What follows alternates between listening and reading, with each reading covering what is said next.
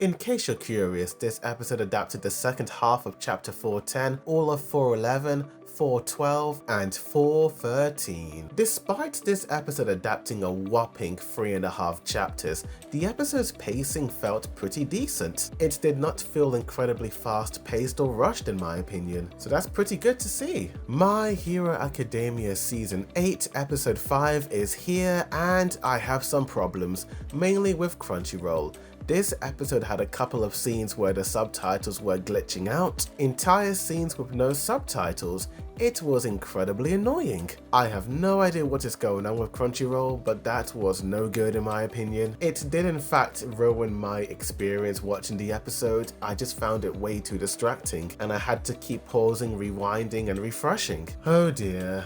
It is what it is, but overall the episode was pretty good in my opinion. The ghost of the knife telling the second to tell Deku to transfer One for All into Shigaraki was honestly quite surprising. Essentially they're just going to throw One for All towards Shigaraki, but that is an interesting turn of events. I do like how all the users inside the Vestiges all more or less had some time to shine and talk and actually have conversations. They to me feel like background characters at times when they appear in episodes, but in this episode they were pretty cool. But despite the risk, I do appreciate that Deku is still confident and he's like, yeah, let's do it, let's just do what we need to do. Deku is just so focused on taking down Shigaraki. And speaking of Shigaraki, throughout the episode, the scenes of Deku and Shigaraki reminded me of Luke and Vader. Deku being like, Shigaraki, I still see the good in you, and Shigaraki being like, it is too late for me, I'm still on the dark side. It does make me wonder if when Deku and Shigaraki finally clash,